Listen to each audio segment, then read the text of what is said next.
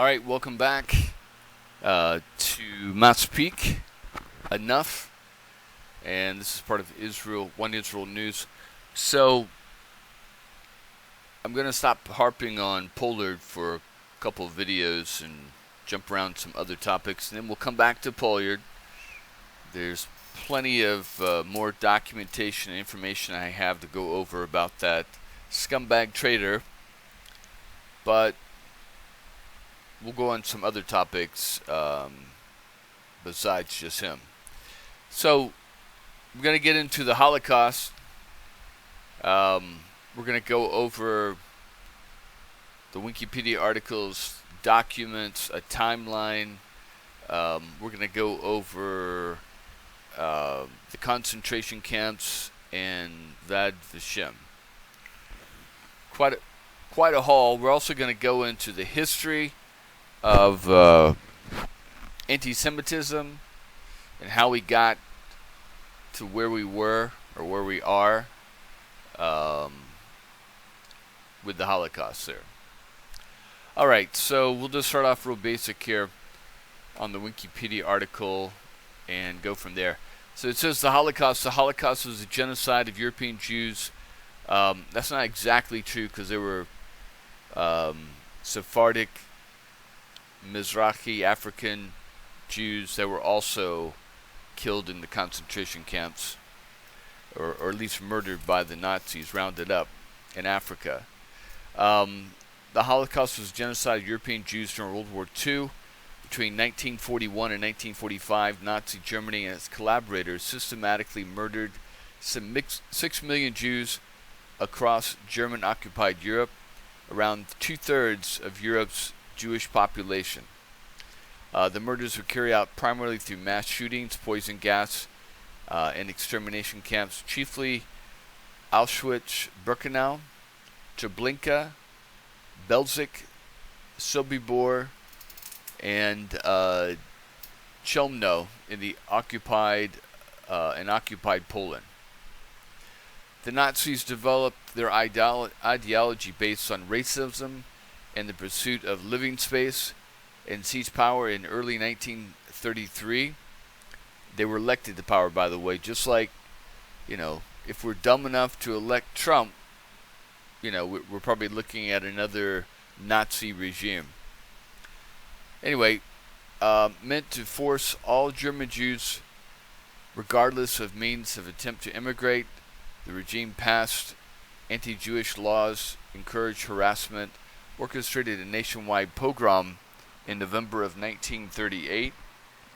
After Germany invaded Poland in September 1939, occupation authorities began to establish ghettos to segregate Jews. Following the invasion of the Soviet Union in June 1941, 1.5 to 2 million Jews were shot by German forces and local collaborators. And let's be really clear here that the development of the gassing and the concentration camps wasn't just to make it more efficient for the Germans to kill Jews. It was, as the generals would say, to ease the stress of the average soldiers who were, mentally losing their minds, rightly so, by shooting women and children in ditches on the Eastern Front.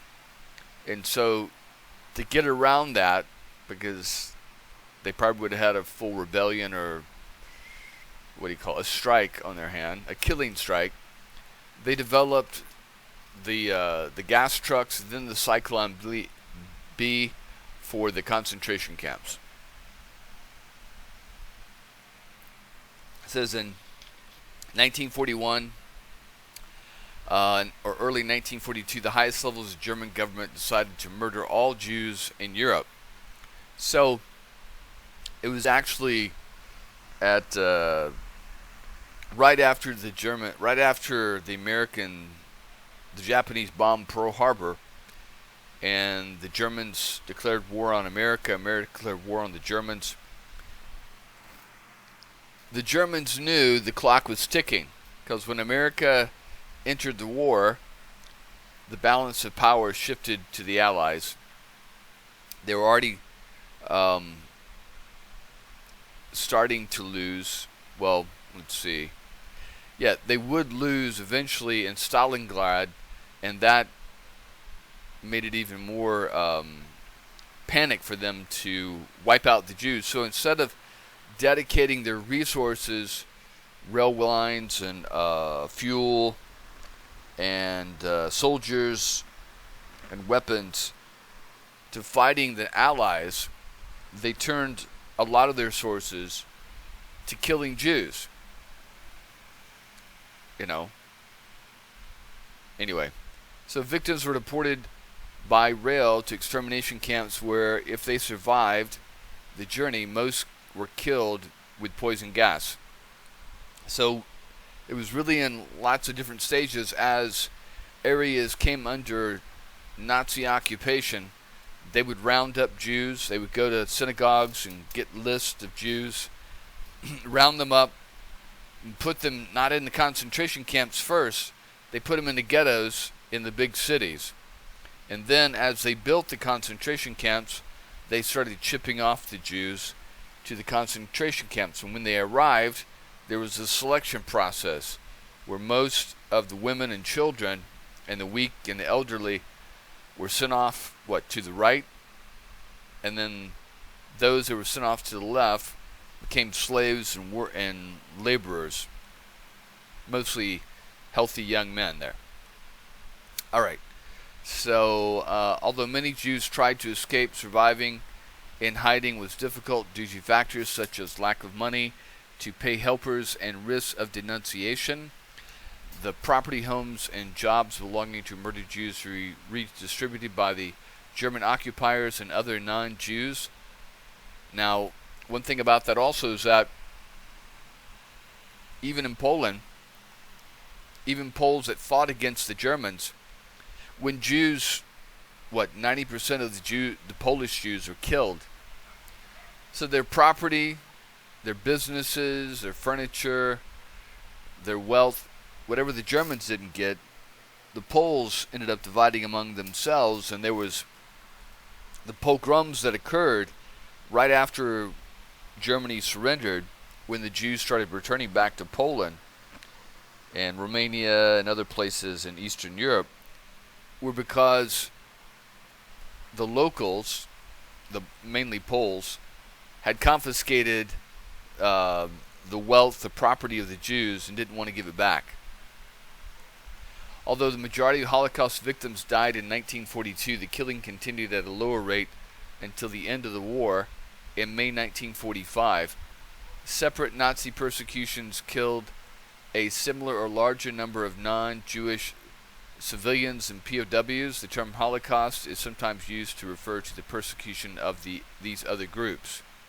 Now, there were probably almost as many Russian soldiers that were killed also.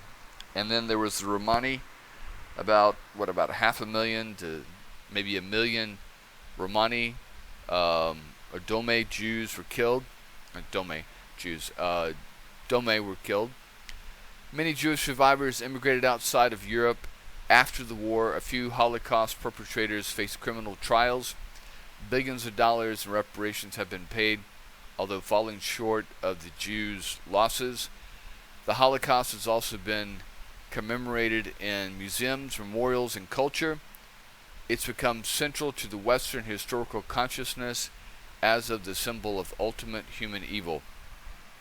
So, in terms of the wealth that the Jews lost between not just their houses, their farms, their shops, their furniture, their jewelry, the money they had in banks, all confiscated by the Germans.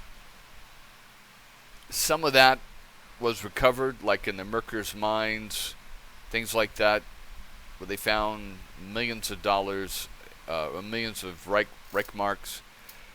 Most of that money ended up in German and Spanish banks, in Swiss and Spanish and Portuguese banks, Swedish banks. South American banks, and the Germans had hoped to establish a Fourth Reich in the future, and they were using that money to do that.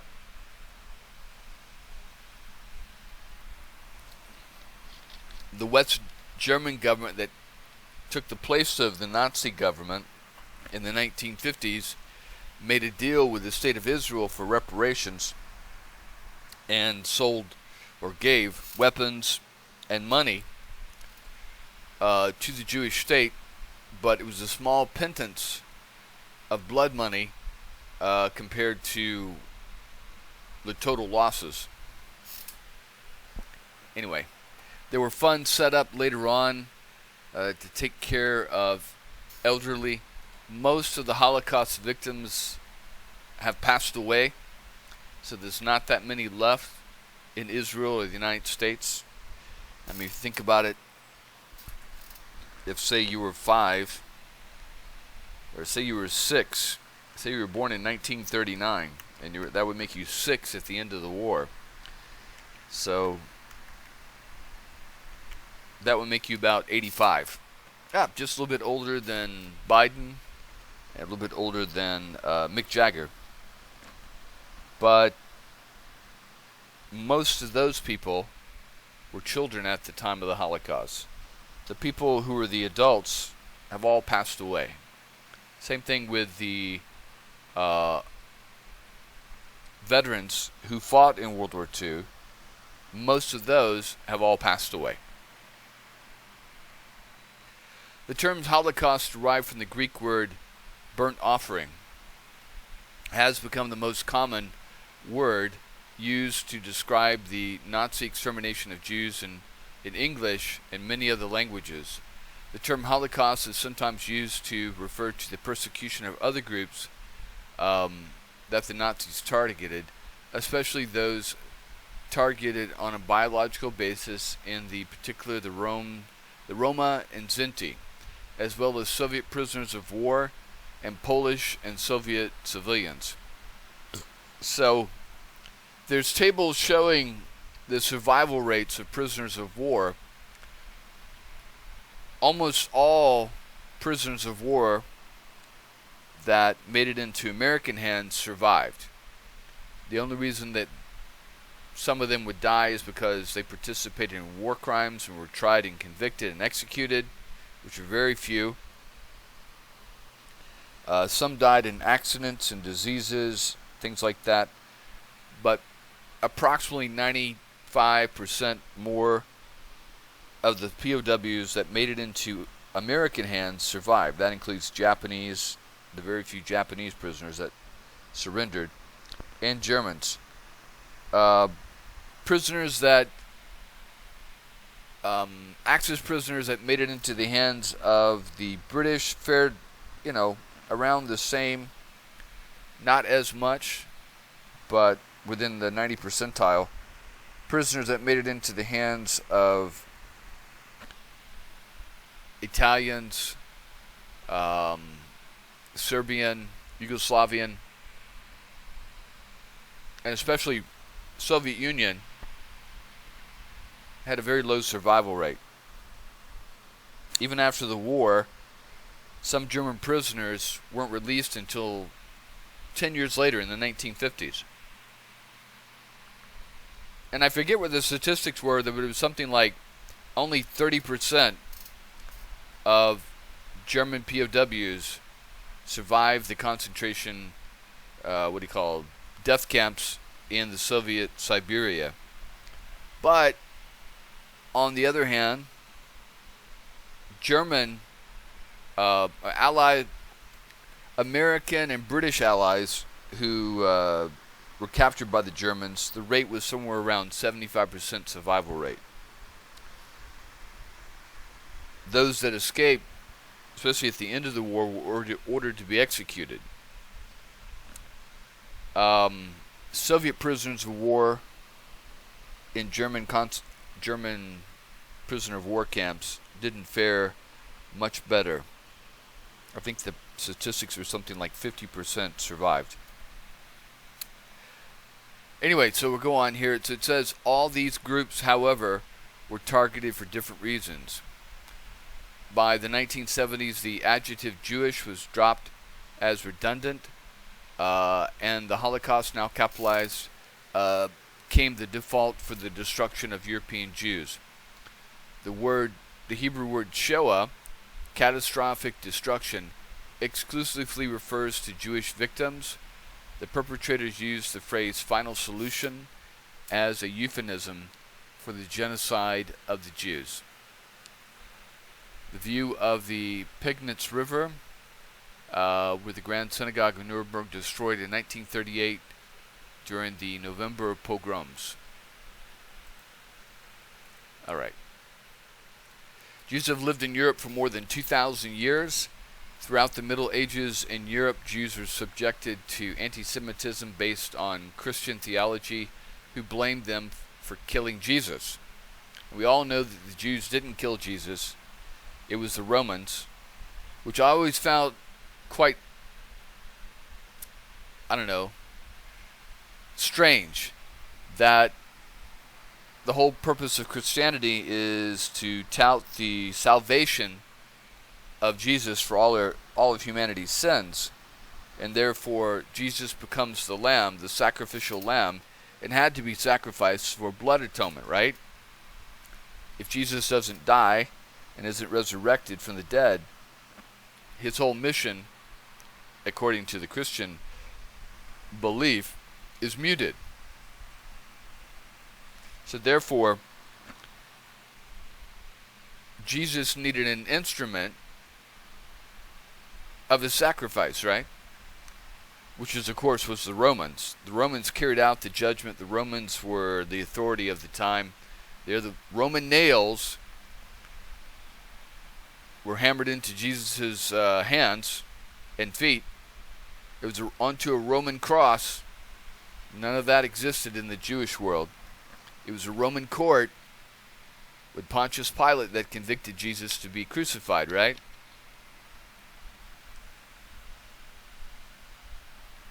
Now, you'll see that Pontius Pilate, the writers of the trials, try to steer the the guilt of killing Jesus from the Romans to the Jews by, Pontius Pilate saying this guy's innocent, I wash my hands, and then he gives it to the Jews, and says the crowd, decides to choose between Barabbas instead of Jesus, which is highly, highly, highly unlikely that any Roman judge or governor or whatever, Pontius Pilate, would even bother to listen to the whims of the crowd. Matter of fact, he probably would have sicked the Roman army onto the crowd to kill even more Jews. But what we have is a creative little narrative of the Jews who had converted to Christianity in the very beginning, writing their narrative, kind of sticking it back to the Jews who had rejected Jesus as the Messiah, because Jesus apparently was not the Messiah, because all the things that the Messiah was supposed to do, Jesus never accomplished. According to Judaism, that a Messiah would do. And so it was the surviving Christians, 60, 70, 80 years later, in their dying breaths, that decided to stick it to the Jews. Whoever writes history, that's what we remember, is their version of history. And that's another thing about Trump, that Trump needs to remember that most of the writers of history are liberal elites, Democrats, and they're not going to write favorably of Trump. So it's the same thing with the people who, in their last dying breaths, stuck it to the Jews, and the Jews have been suffering ever since, as the ignorant medieval Christians would reread this and blame Jews and attack Jews along the way to the Crusades, burning them in their cities and their ghettos and things like that. So we have elderly, hateful Christians in their last breath penning anti-Semitism that have caused a lot of the anti-Semitic killing of Jews throughout the last 2,000 years. Anyway, keep going here. By the early 20th century, most Jews in Central and Western Europe were well integrated into society. Oh, wait a minute. It says, in the 19th century, many European countries granted full citizenship rights to Jews. That was when Napoleon came along and liberated the Jews from the ghettos. Now, most Jews, depending on the country and the kingdom, had to live in ghettos, which were separate areas of town. Some of them were just designated, this is where you live. Other ones had walls that surrounded the ghettos with gates and Christian gatekeepers that locked in the Jews at night. Other areas kicked out their Jews entirely. England, literally almost every single kingdom or country in Europe has at one time either invited Jews in or kicked them all out, depending on the will of the what do you call it, the king of that time.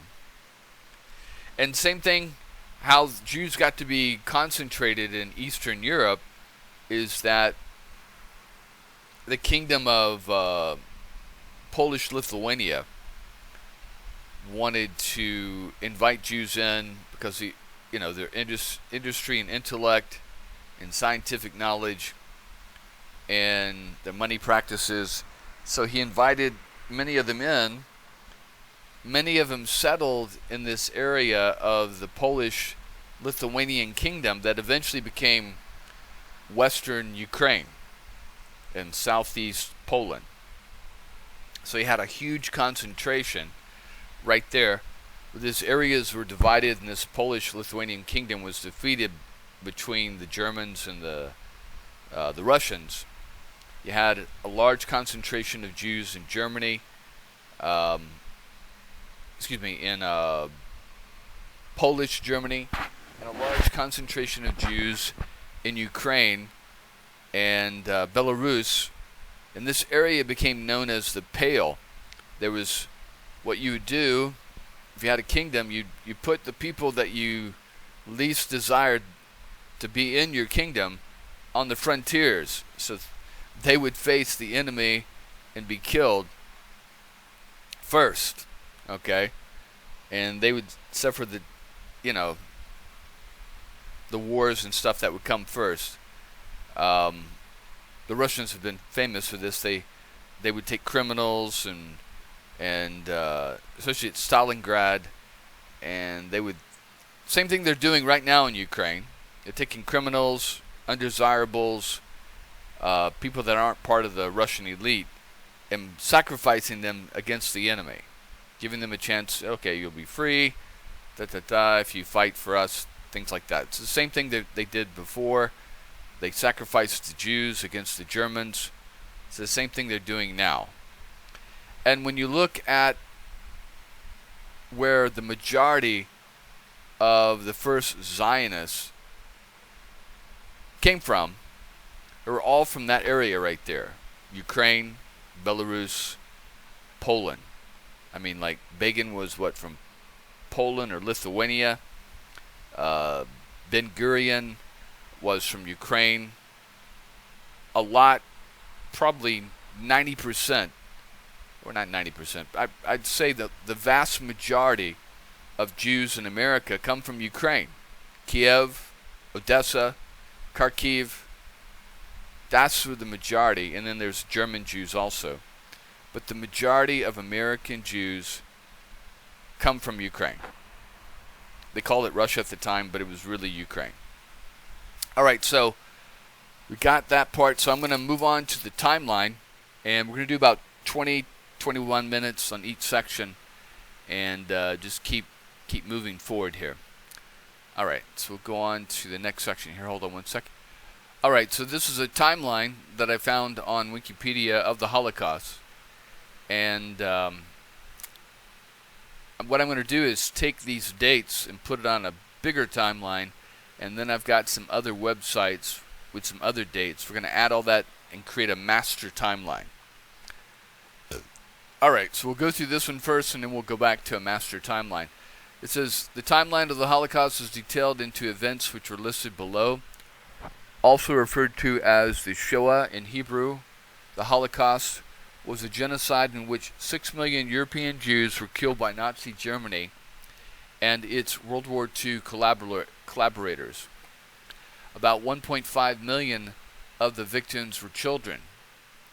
2/3, or 9 million Jews, who had resided in Europe were murdered. Wait a minute. Oh, 2/3 of the 9 million Jews, who had resided in Europe were murdered. The following timeline has been compiled from various sources, including the United States Holocaust Memorial Museum. So, it's not always a good thing to talk about what ifs, but I always think of, what if half of those 6 million Jews, 3 million Jews, had immigrated to Israel at the time, or were allowed to immigrate to Israel, or Palestine, I guess they called it at that time. How vastly different history would have been, and even today, how vastly different history would be.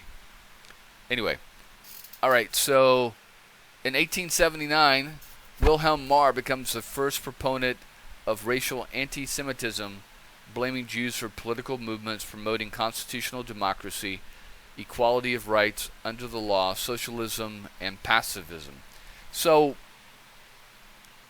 this was one of the selling points of the Nazis and Hitler, is that the Jews were somehow behind, they were pulling the strings, somehow behind all the revolutions, all the communists that were supposedly Jews. And then on the other hand, definitely opposed to that, somehow the Jews were also the head capitalists, the bankers, the head bankers, things like that. So they got these ideas from,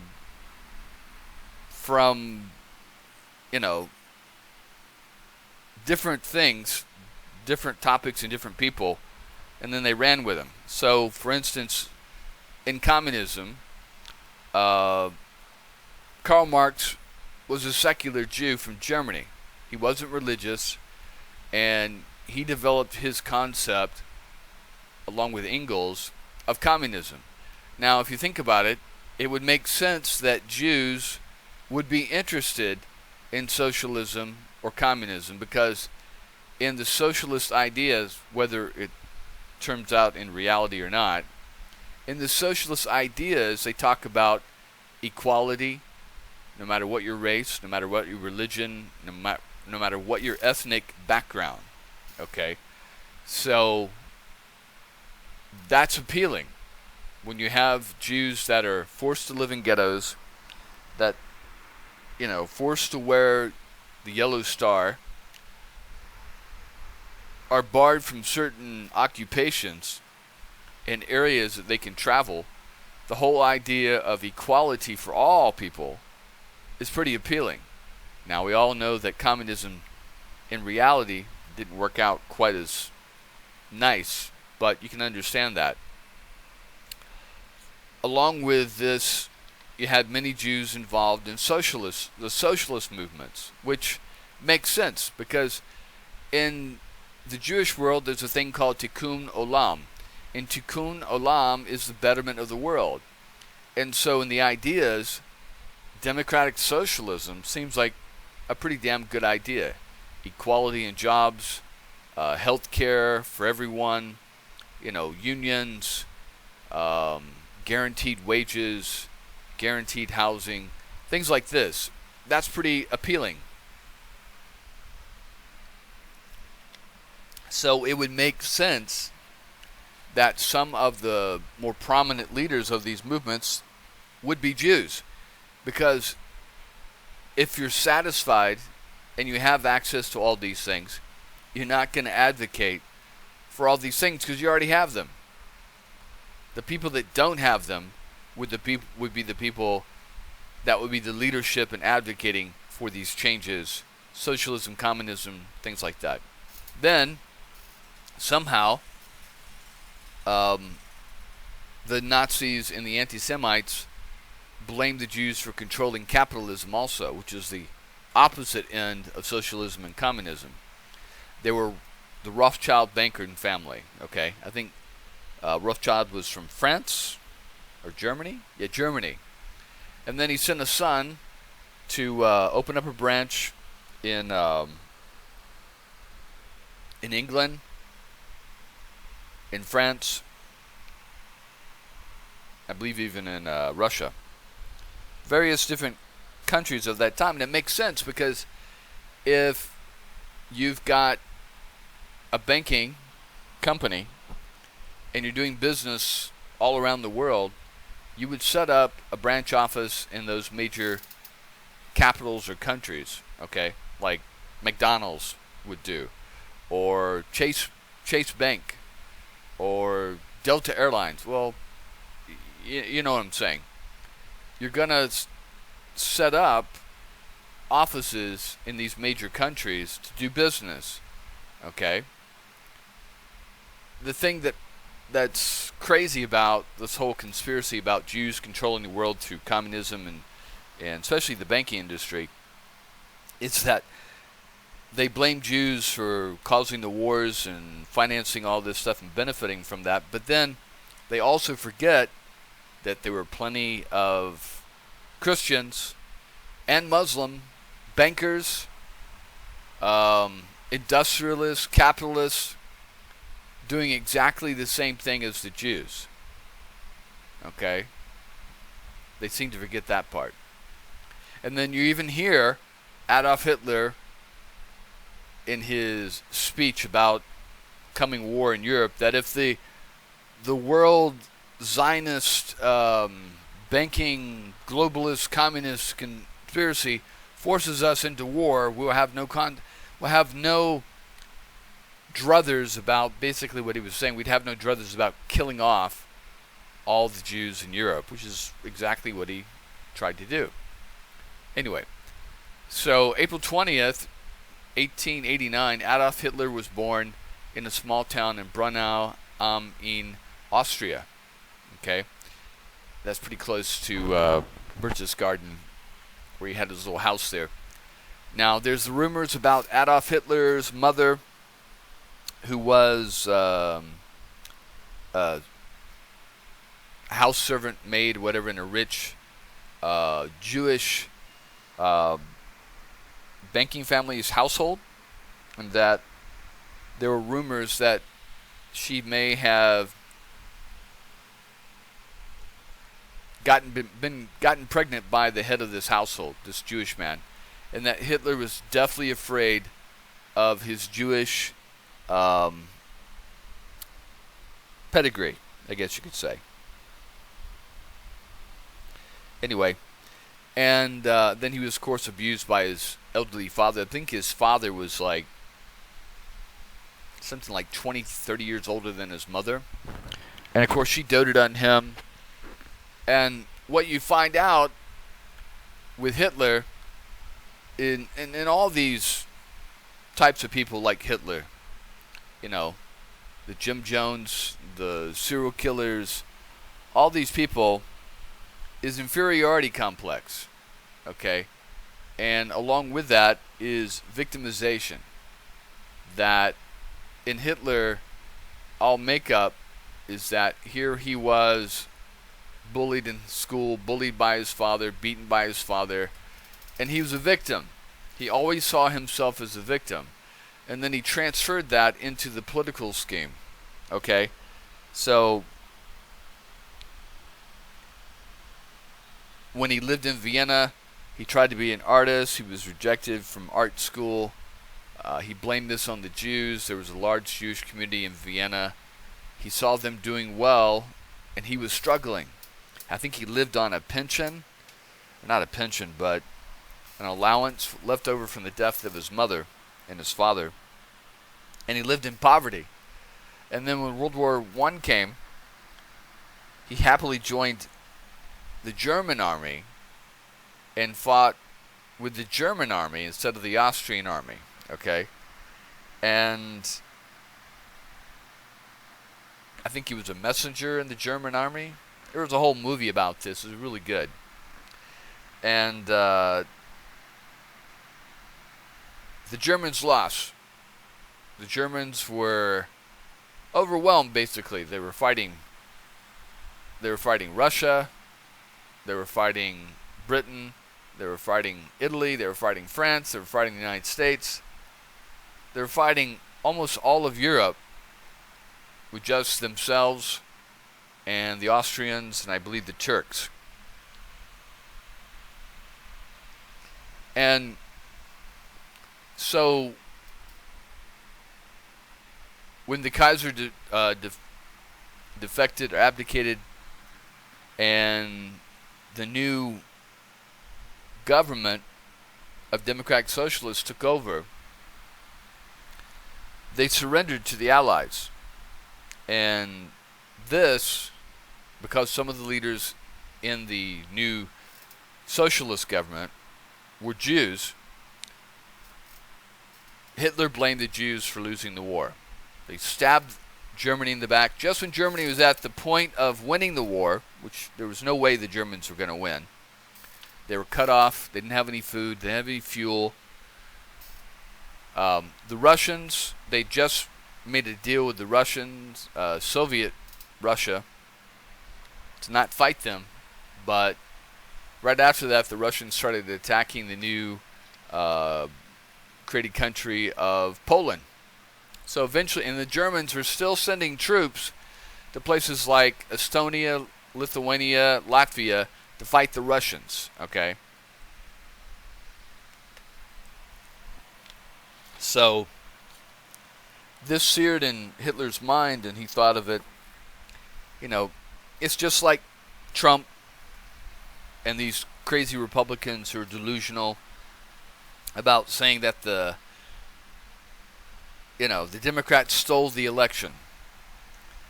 In Republican states like Georgia and Arizona, somehow the Democrats were able to steal the election just from Donald Trump. Just from Donald Trump. When people that Republicans who'd been running for office all won, but somehow it was just Donald Trump. I mean, think about it. If you control an election and you control how the votes are counted, why wouldn't you think that to give yourself control of both houses with a vast majority? Why not go for broke, right?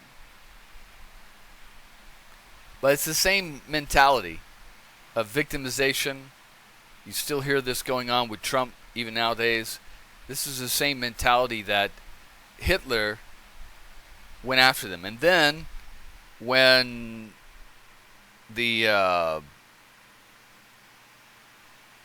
inflation and then the Great Depression,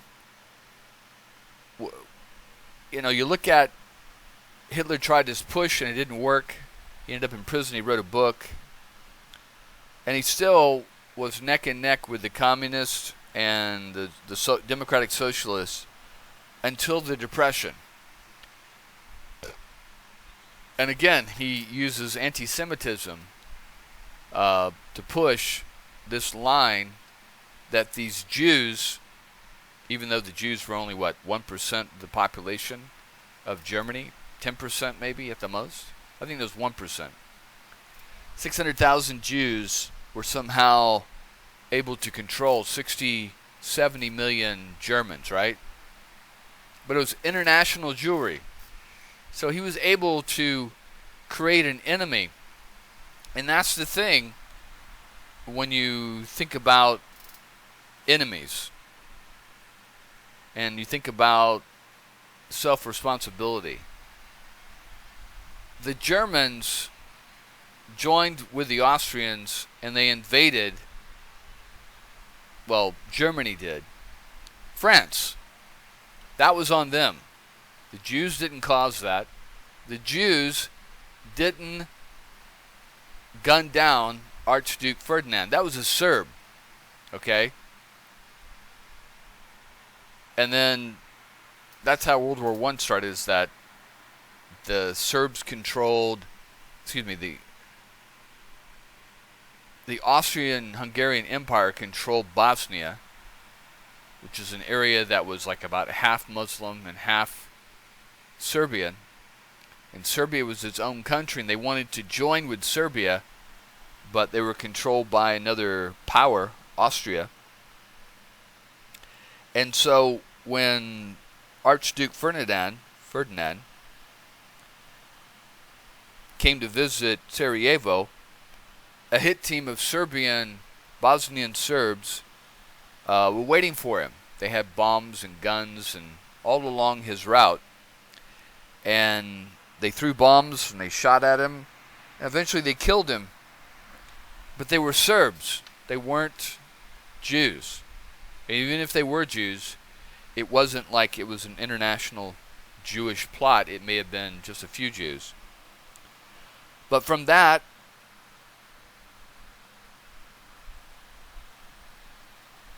the Austrians demanded that Serbia hand over the perpetrators of the assassination, and then it evolved into they, surrender or whatever, stuff like that. And the Serbs weren't going to do that. They're ready to fight.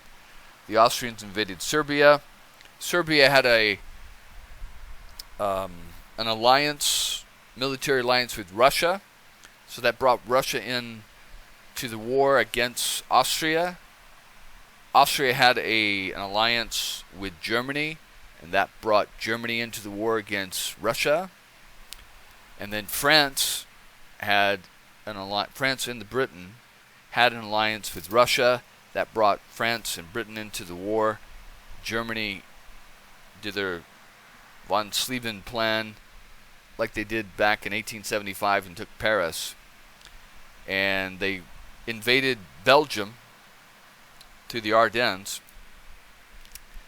to take France, but the French were able to stop them, and then of course it developed into trench warfare for the next 4 years.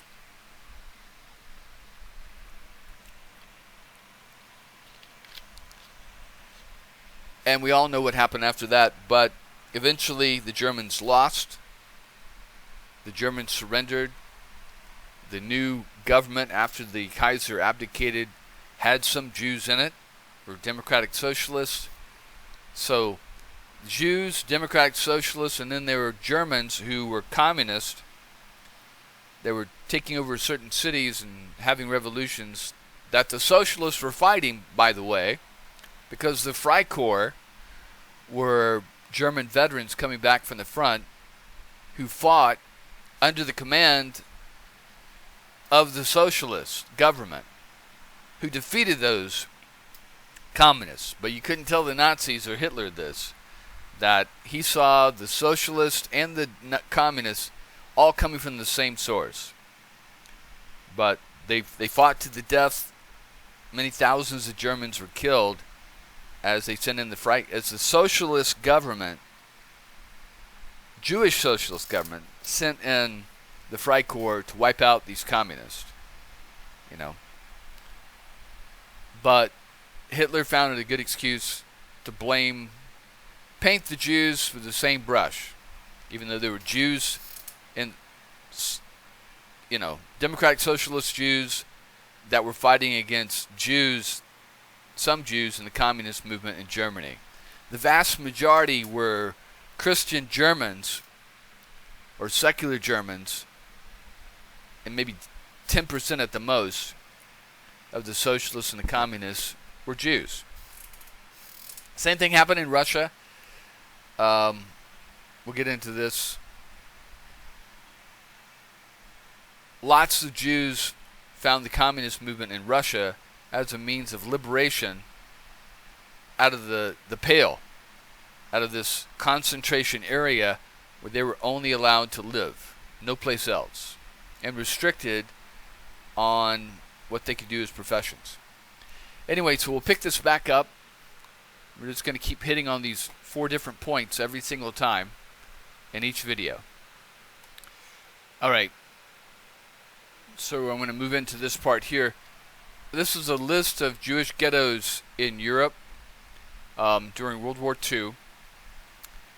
And it says during World War II the Nazis created ghettos, Jewish ghettos, for the purpose of isolating, exploiting, and finally eradicating Jewish population, and sometimes Romani people, on the territories they controlled. So one of the things was, how do you separate the Jews from their property? You got to go around to each individual and arrest them and kill them and then take their property there. The easiest thing to do was to move the Jews from their property to an area of concentration, a ghetto. Then their property was wide open. You could move in. So what would happen is the high command of the German army would move in. They would confiscate all the money, the gold, all that, and then they would auction off or sell off some of the other property, and then a lot of it they would ship back to Germany. So if it was like a factory, they would disassemble it and send a lot of those things back to Germany. A lot of times they ended up just selling it to local Poles and Russians. Most of the time, most of the stuff was concentrated or taken. Some divided among the soldiers. So that's what they would. That was the whole purpose of putting Jews into the ghetto, was to separate them from their property, their wealth, their material wealth, their homes, their factories, their offices, their bank accounts, things like that. The second point of the ghettos was to concentrate them, to begin the killing process, and also to exploit them and to liquidate them and to squeeze them for money. So a lot of the Jews ended up paying exorbitant prices for food in the ghettos, for heating, wood in the ghettos, and that was just another means of fleecing the wealth that the Jews had managed to take on their person to the ghettos. And then the last stage of the ghettos was a place to hold them while they could selectively pull out certain members of the Jewish community to be taken to the concentration camps. Basically people that couldn't be used as workers for the Germans. Alright, so it says most of the ghettos were set up by the Third Reich in the course of World War II. In total, according to the United States Holocaust Memorial Museum archives, the Germans established at least 1,000 ghettos. And let's see. Therefore, the examples are intended only to illustrate the scope of the Eastern and Western Europe. Now, there are many ghettos we're not going to mention, but we'll go over the main list here. Alright, hold on one second. It says, large Nazi ghettos in which Germans were confined existed across the continent. These ghettos were liquidated as Holocaust transports delivered their helpless victims to concentration and extermination camps built by Germany in occupied Europe. I want to take a look at this map here. And we'll blow this up a little bit. So you can see. Alright, let's see. Hold on one second. So you can see on the map, there's the ghettos of Kaunas in Lithuania, Vilnius, Lakva, and please forgive me if I mispronounce these, Bialystok in Belarus. Then you've got in Ukraine, you've got Vinnytsia, Mogilev Podolsky, Odessa, Kishinev in Romania, Kamensky. So you can see how these ghettos are in what would have been the Pale of the time, okay? And then they've got some in Poland here. There's one in Budapest, one in Cluj, one in Thurmanstadt, which although I thought that was a concentration camp. And then there's one in Lodz, one in Warsaw, and one in Krakow. And so the Germans, they created, you see here's the front lines would have been over here, the front lines would have been over there. So moving them inwards into the interior, but not into Germany. You notice how the concentration camps and the death camps are not in Germany. They put them in Poland, okay, to keep the population unaware of what they're doing. Alright, so you got in Poland, this would have been the border here. See, this would have been Russian occupied right here. So none of this would have been established until after the German invasion of June of 1941. Prior to that, they'd established, see how they put these extermination camps right on the border with the Russians. And that tells you they were going to expand even further out. So you've got Kelmo, Auschwitz, Treblinka, Sobibor, Majdanek, Belzec. Okay? And see how they put this in the Russian zone, or what was formerly the Russian zone. So you can tell where they were going with this is they established this after the invasion of the Russian occupied Poland and then invasion of Russia, and before the end of 1941. Alright, so hold on one second.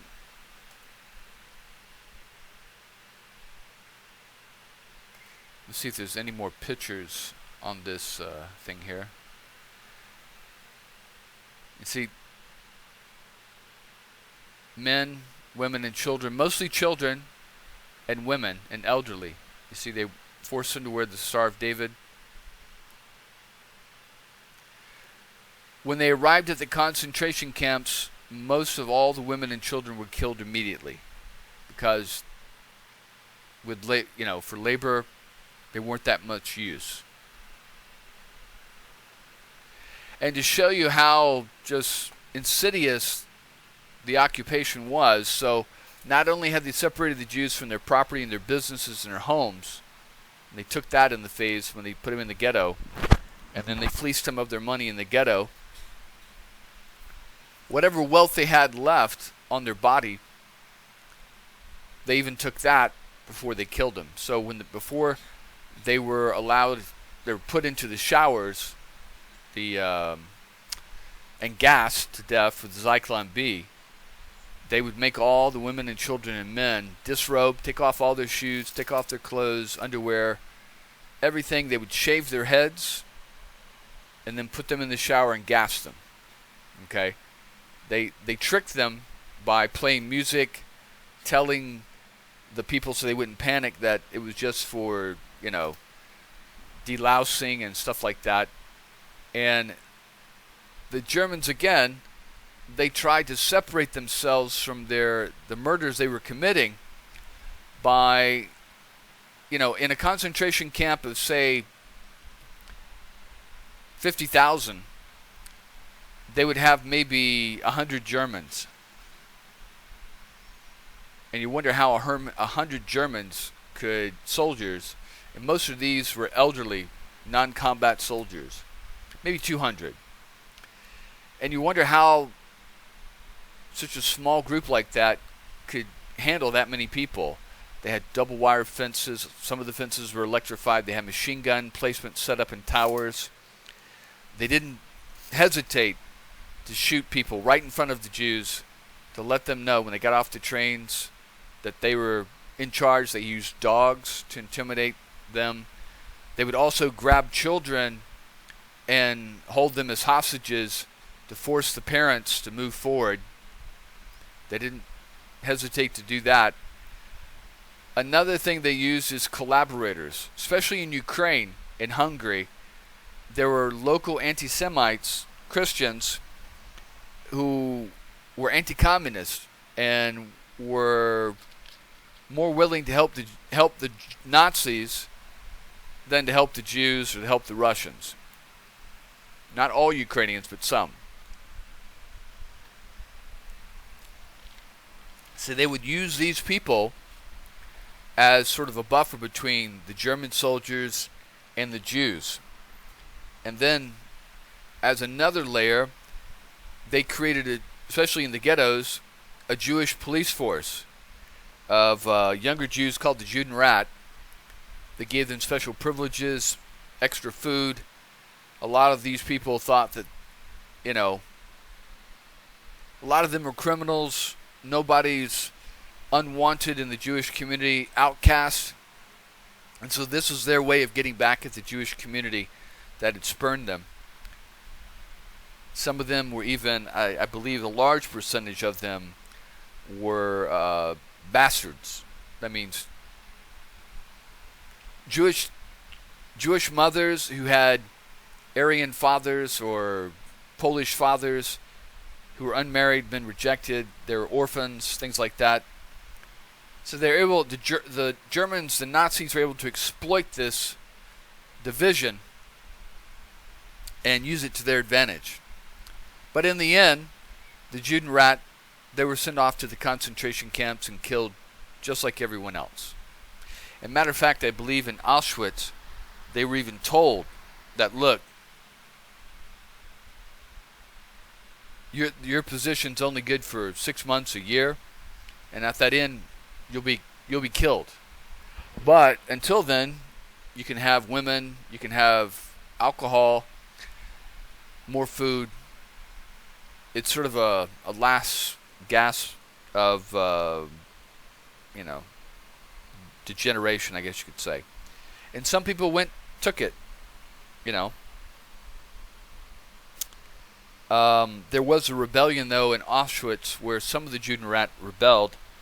They snuck in explosives and were able to, I believe, blow up half of the crematoriums. So the Germans, after they would gas the people, the sort of commandos, who were equivalent to the Judenrat, their job was to shave the Jews, to sort through the clothing, and they would use the hair from the shaved Jews and make pillows. They would use the skin of some of the Jews to make lampshades. They would use, of course, all the luggage, the watches, the jewelry. Anything of wealth was sent to the commander, and they would melt that down. A lot of that would go back to the banks, the Reich Bank in Germany. Some of it ended up at Merkers. A lot of it ended up in Switzerland or Spain in banks, or Sweden. So everything was used, and then the Germans had a problem because every day they were gassing thousands of people. They had all these bodies. They couldn't bury them enough. So they created these crematoriums to burn the bodies. So what this group at Auschwitz decided to do, since Auschwitz was the largest concentration camp, over probably close to 20% of all the Jews killed in the Holocaust were killed at Auschwitz, murdered at Auschwitz. So these sort of commandos, I saw a movie on this, they knew they were going to die, and sort of some kind of redemption, they created a plan to sneak in explosives and blow up the crematoriums to slow down the process, because they knew if the Germans couldn't burn the bodies, they would have to slow down the killings and slow down the amount of Jews coming in. So they knew that when they blew up the crematoriums, the Germans would come and get them and execute them. And that's exactly what they did. So they were able to blow up half of the crematoriums And the Germans came around to the Sonderkommandos, lined them up, and shot them all that day. So it was some kind of redemption for them, I guess you could say, for the sins that they committed. But through their sacrifice, they were able to cut down the rate in half until the end of the war. The Germans never rebuilt those crematoriums. So they were only able to kill half as many Jews every day as they were before these Sonderkommandos sacrificed themselves. And what you find in the Holocaust, in the resistance, the Jewish resistance, is not victory, but resistance for resistance. There was no way the Jews were going to be able to liberate themselves from the Germans. All they could do was resist in the Warsaw ghettos, resist in Auschwitz. They rebelled and took over Sobibor and escaped. But most of those people that escaped end up being killed anyway, later on being hunted down. But, you know, you see, matter of fact, in this movie, I can't remember the name of this movie that talked about the Auschwitz, but Harvey Keitel plays this German who's lecturing this other Jew, and says, look, you know, you Jews, you sell each other out for a piece of bread, and you're your own worst enemies. You know, but the thing, and the Germans did this on purpose. They brought in Jews from Romania, they brought in Jews from Russia, they brought in Jews from Italy and from France, and put them all in these concentration camps together, so they would segregate by language. And, you know, the Romanian Jews didn't know the French Jews, and they were all hoping like hope for a miracle that somehow they wouldn't die. The Germans also disguised what they were doing. You know, the crematoriums would stop running when the trains came in. So the trains would come in, the crematoriums were shut down, the Germans would play music, they would tell them they were just going to be selected for labor, and then before they went off to labor and were assigned to the camps, they had to be sanitized and deloused and all this stuff, and that's what the showers were for. That's why they had to disrobe. Up to the very, very, very end, the Germans deceived the Jews. And if there were any Jews that resisted or refused, the Germans would hold the children hostage. You go into the showers, or we shoot all the children right here. And it worked. It worked. And if you think about it, the Germans invaded Poland in 1939 and finally were defeated in 4.5 years later in 1945. So if you've got 6 million Jews divided by 4.5 years, that's over 1,300,000 Jews killed every year. Divided by 12, that's over 100,000 Jews killed every month. And on a weekly basis, you're looking at 25,000 Jews killed every week. And if we go back to these concentration camps, and not all of these were all running at the peak time, but let's just take a look here. So you got 1, 2, 3, 4, 5, 6, 7. 7 main concentration camps.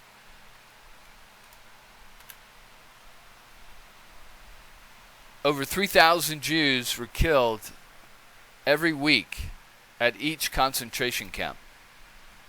There were more than that because there were peaks. Some concentration camps only ran for a year. Others, like Auschwitz, ran for 3 years. So, and again, the question would ask, the rail lines all came from the west. The rail lines would move east and drop off the Jews, and then they would move back and carry troops to the front lines. The Allies had pictures of Auschwitz. They had stories coming back from Sobibor. They knew, and that's also one reason why the Germans put it in the occupied territories here, away from prying eyes. And then nobody knew what was happening to the very, very last minute. Okay? But the stories got out as early as 1942 that the Germans were massacring Jews in Eastern Europe. But the Allies, they could have bombed Auschwitz. They could have bombed the rail lines leading into Sobibor, all the concentration camps. They could have dropped weapons into the ghettos for the Jews and food supplies. But they didn't. Did they not know what was going on? Did they not care what was going on?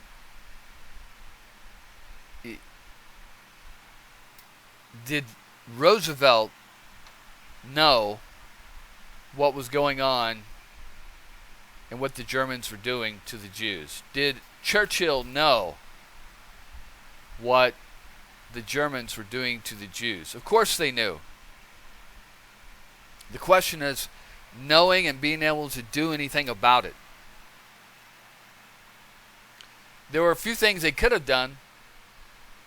They could have bombed the entire camp. It's better to bomb the entire camp and make the Germans have to rebuild it. Those people were going to die anyway. Firebomb the whole place. They firebombed Dresden. Dresden was a town just a few hundred kilometers west of Auschwitz. They firebombed Dresden for no strategic value. Killed over 100,000 German civilians. The Allies did. It had no strategic value. There was no parts being built there, no factories, no planes, nothing. They firebombed Dresden to frighten the Germans into surrendering. In the heart of Germany was Dresden, and they let them know that they could get to the Germans anywhere. They did the same thing in Japan, firebombing Tokyo. 500,000 Japanese died. More Japanese died in the firebombing of Tokyo than died in the atomic bombs that were dropped. So did the FDR know? Did Churchill know? Of course they knew. Could they have done more to end the Holocaust? Of course they could have. They could have firebombed Auschwitz. They firebombed Dresden. They firebombed Hamburg. I've been to Hamburg, and everywhere you go in Hamburg, there's the skeletal remains of a church that was firebombed by the Allies. It's interesting that I always thought that the Germans, they kept up these burnt up churches like the Allies are purposely targeting churches. They weren't. They were bombing the whole damn city. But they could have firebombed Sobibor. Most of these concentration camps are built of wood. Yeah. Thousands of Jews would have died in the firebombing, but it would have taken the Germans months, 6 months, a year to rebuild, if they rebuilt at all. It would have slowed down the extermination of the Jews. And again, they could have bombed the rail lines. They all saw the rail lines going to Auschwitz. That was one reason why Auschwitz was chosen, because it was right on the bypass of a major east-west, north-south rail lines. That's why Auschwitz was chosen. Anyway. Alright, so we're going to another topic here. Alright, so this is Vad Vashem. It's the Israel's official memorial to the victims of the Holocaust. I want to read through some of this, but I want to look at the map real quick and show you some things. Alright, so hold on one second. So this is Jerusalem, and this is Mount Herzl. It's not really a mountain, it's just kind of a ridge. The Knesset is right here. Prime Minister's office, Supreme Court. That's the government area right there. There's the Israel Museum. But this is Mount Herzl. Of course, Mount Herzl is named after the leader of the Zionist movement, Herzl, who in 1890s started the Zionist movement. It kind of existed before him, but he was really the spearhead for building a Jewish state in Israel, or Palestine, would have been the Ottoman Empire at the time. And because of his efforts to design a plan to build a Jewish state and a model to build a Jewish state, that came about. And within 50 years after he first came up with the idea, the Jewish state was established. So Herzl was an Austrian Jew. He was secular, liberated from the ghetto, and was not religious at all. He was a journalist and lived very much a European lifestyle instead of a Jewish lifestyle. But he was shocked by the anti-Semitism that occurred at the trial of Dreyfus. Dreyfus was a French Jew, an officer in the French army back in the 1870s, 1880s, who was accused of spying for Germany. And the French were highly sensitive against the Germans because they had just lost the Franco-Prussian War against the Prussians, the Germans, who had invaded and taken over Paris and chopped off part of eastern France from France and annexed it to Germany. So the French were highly suspicious of anyone. A lot of Europeans at this time was their first dealing with Jews, who mostly had lived in the ghetto, separated from the rest of Europeans for the last 1,000 or more years.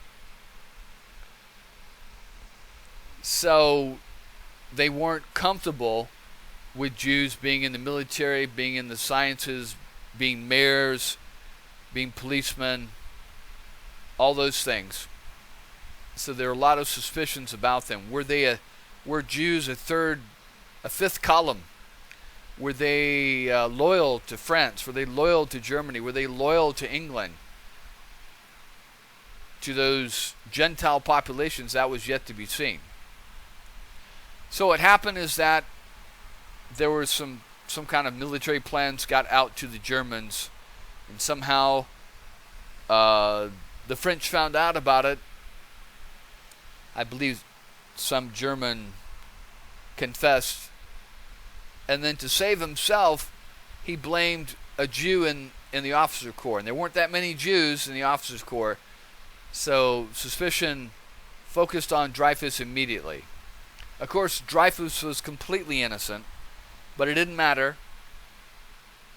The French were completely paranoid that they were spies or fifth columns inside their own military, assisting the Germans. And he was a Jew, so it was a good fit for them, for their conspiracy-minded paranoias. So they went after they went after Dreyfus. They convicted him. They did a ceremony out in a plaza where they had Dreyfus stand at attention. They ripped off his officer insignia. They ripped off his medals. They took his sword, broke it in half, and they arrested him and convicted him and sent him off to Devil's Island in French Guiana prison. Covering this was Herzl, an Austrian Jewish journalist. Up till this time, he thought that Jews could, make it in the secular Gentile world, and they could integrate into Gentile European Christian society, but still maintain being Jews. He was shocked when he covered this story that these educated French would be chanting and screaming and burning down, setting fires and throwing tomatoes, even attacking synagogues, saying, "Death to the Jews, death to the Jews." Here was this modern country that, technology-wise, that had been reduced to this anti-Semitic mob of looters and burners. This shocked Herzl so much that he went home immediately and started developing a plan, writing out a model for developing the Jewish state, basically involving getting wealthy Jews to give money to a foundation. Jews from around the world would give money to this foundation to purchase land from the Ottoman Empire, and they would create a semi-autonomous or autonomous state, a Jewish state, a land just for the Jews. Because from his experience with what happened to Herzl, he determined that no matter how secular Jews tried to be, no matter how integrated Jews tried to be in Gentile Christian society, they would never ever be accepted and would always be in danger of the whim of the mob. And that the only way Jews could control their own destiny and could control their own future was to have their own state, to have their own government, to have their own military, their own police, develop their own jobs, have their own agriculture, control their destiny through their own state. That was his ideal. And you saw his ideal blossom. Within 50 years, they'd created the Jewish state. But Herzl died just a few years, within 5 years after his publication of the Jewish state, and didn't see his dream come about. And he died in Austria. But after World War II and after the Jewish state was created and Israel was created, his remains were brought to Israel.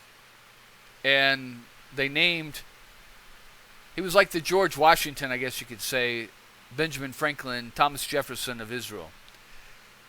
So they named this ridge, this mountain, I guess you could call Mount Herzl, after him. They developed this plaza and put his grave right there. And through the years, many Jews have been buried on this mountain. A lot of the Jews that died in the War for Independence were buried here. Victims of terrorists are buried here. Prime ministers are buried here. So this is sort of the Arlington Cemetery of Israel. And let's see, I'm going to zoom in on this here. There's even a museum, Herzl Museum, and we will, yeah, there's the museum right there. There's the entrance.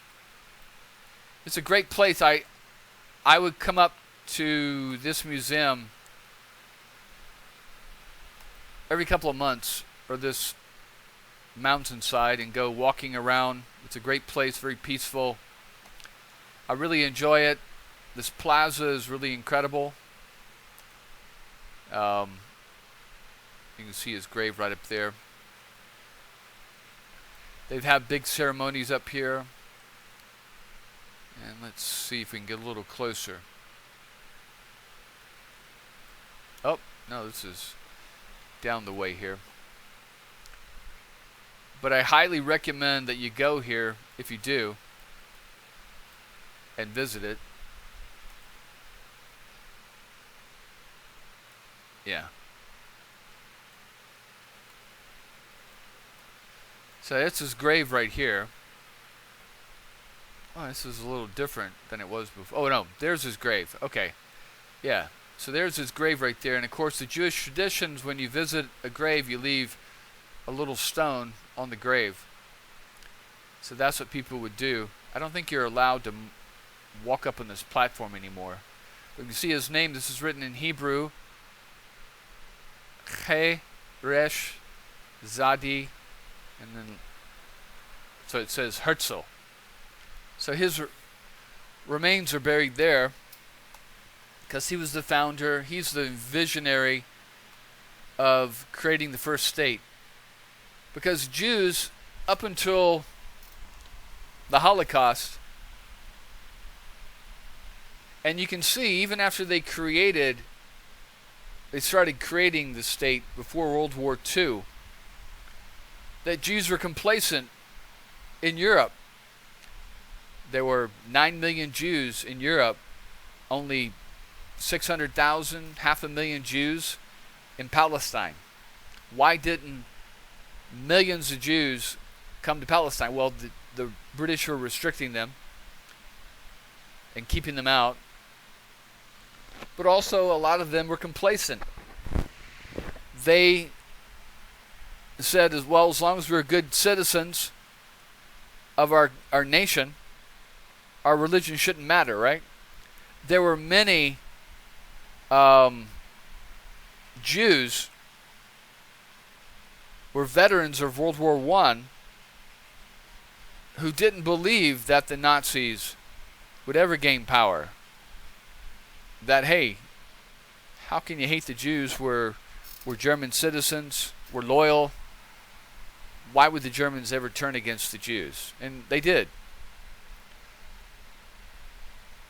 The horrible thing about the Holocaust and knowing is that despite what the Germans will tell you today, the vast majority of Germans were all involved in the Holocaust, in the murder of Jews.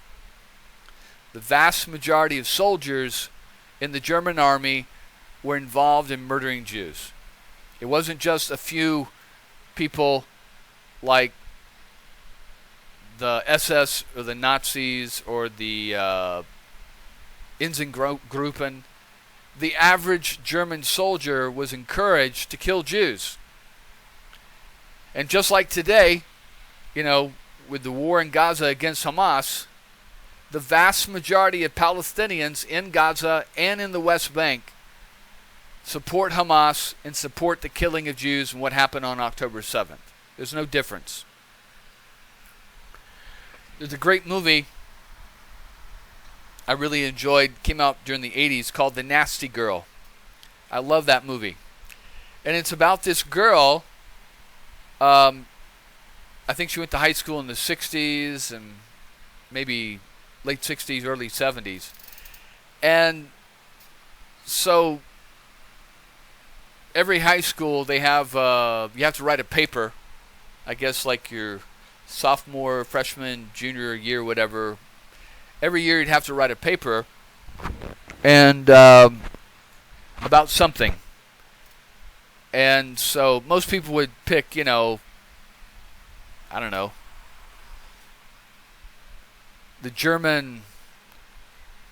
the origins of the German bird or tree or a factory in their town. Well, this girl, being inquisitive, what she wanted to do was to figure out, she found out about what the Germans did during World War II and about the Holocaust. And she said, well, and this town was in Passau, which is down near Munich. Passau was right next to one of the very first concentration camps. So they put Jews and socialists and communists in a political concentration camp.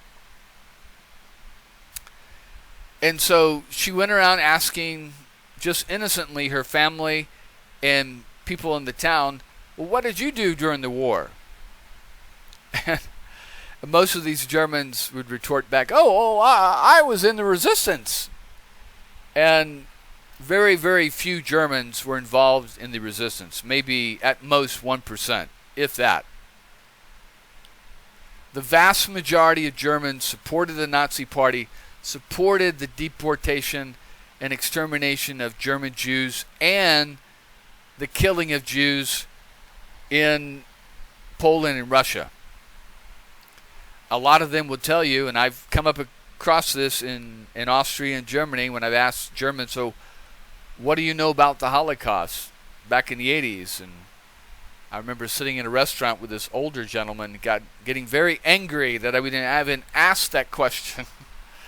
But this girl, she went around and asked what the mayor, what the city council members, what the head of this factory in town did during the war. Oh, we were with the resistance. We didn't know about the Holocaust, even though there was a concentration camp right next door. And then she went into the state archives and found out that the mayor, the city council members, even the head of the church in town were all fanatical Nazis. And she brought out these articles and wrote a paper about it and confronted them about this, and that's how she got the name the Nasty Girl. And from there on, her life was in danger. So at first they ignored her as this obnoxious 14, 15-year-old teenage girl. How dare you ask these questions? You should be punished. Your parents should run you out of town, and how dare you? But then she won first the state and then the national competition for her paper about what her local townspeople did in the war. And the whole thing was out. She was interviewed on TV, and this is back in the 60s, just 25 years after the war, exposing her neighbors, exposing the mayor, exposing the factory owner, how the factory owner had been involved in creating chemicals for use in the concentration camps. And her family was threatened. She was run out of town. She had to leave town. They moved to another town. And then she kept up her work and concentration. Eventually she goes to college. She graduates, goes to college, and she keeps writing these papers and doing research. And then these neo-Nazi groups and politicians she would write about in Germany, not just in her town, but people that were in the Bundestag and in the government who were former Nazis. And she would expose them, and eventually she had exposed several people in the government that had been involved in the killing of Jews and involved in the persecution of Jews and were former Nazis and fanatical Nazis who were parading as Democrats,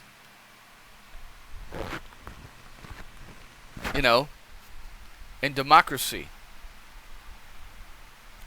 Eventually she had to flee Germany. She married her teacher, actually, from high school, who was about 10 years older than her.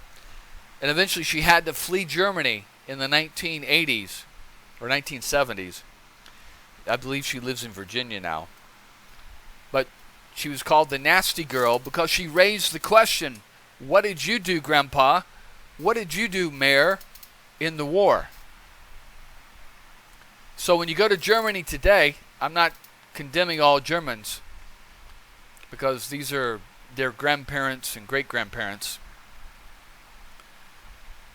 But there were a lot of Germans that wanted to bury what they did, their guilt of killing Jews and allowing Hitler to come to power because they didn't stand up and say no.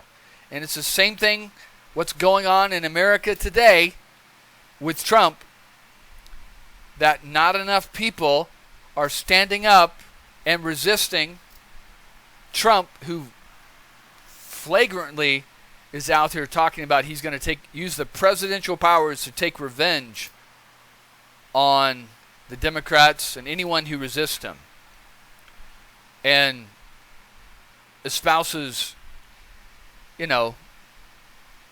dictators like Putin and Kim Jong-un and Xi as models that presidents should live by. So here we are again in the same history repeating itself, this time in America. And years later, when we're liberated from Trump and God takes him, or maybe the devil takes him, there's going to be hopefully children that will ask their American parents and grandparents, well, what did you do during the dictatorship of Donald Trump? And then they'll say, I was with the resistance. And lie their ass off. So here we are, folks, at that turning point in history, the same the Germans had, where they could have resisted Hitler. Hitler was elected by only 30% of the vote. Matter of fact, let me bring this up. Hold on one second. All right, so here we are.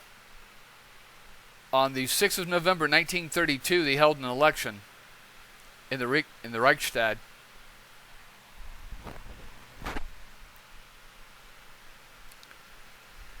And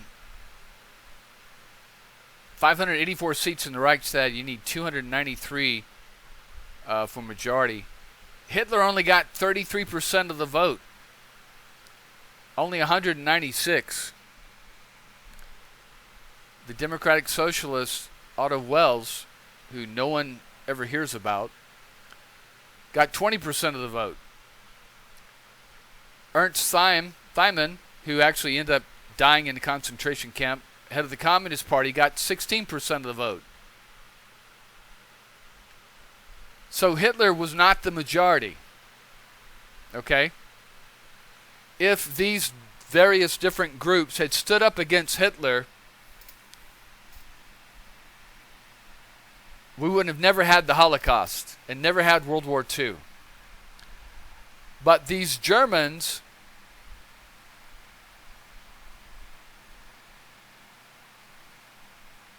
held their breath, didn't speak out. They didn't do what they needed to do to take care of Hitler. And we all know the result. The whole world changed. What's going on in Ukraine and Russia right now has to do exactly with Hitler. What's going on in Israel with Gaza and everything else with Israel exactly has to do with what happened with Hitler. If average Germans had stood up to Hitler, the Holocaust never would have happened. But 20 years after that, the nasty girl is out there. What did you do during the war? I was with the resistance. Bullshit.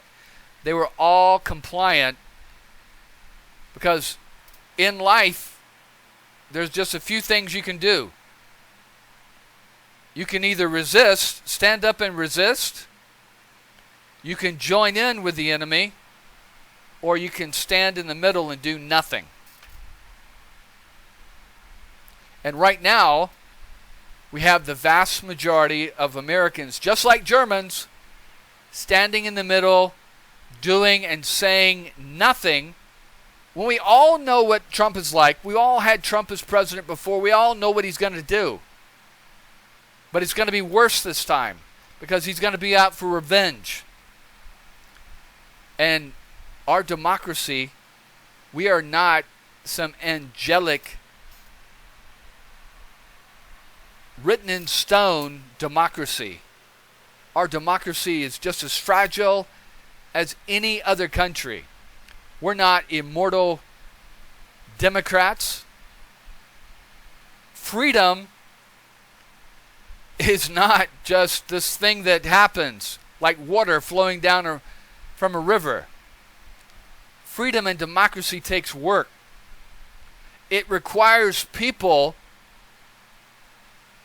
standing up for democracy and speaking out for democracy and voting for democracy.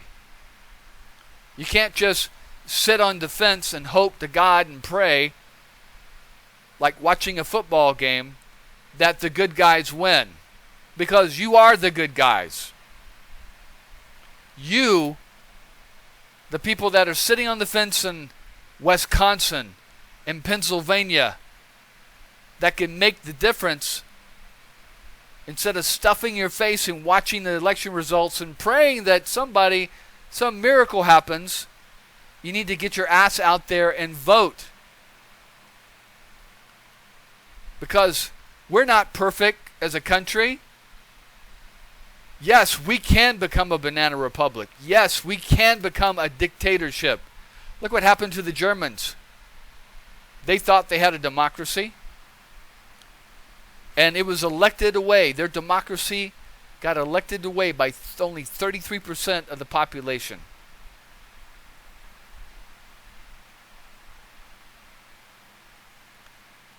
So yes, it can happen again. We say never again, and October 7th has proven that yes, it can happen again, and yes, it can happen in America. We're not dictator-proof. We're not fascist-proof.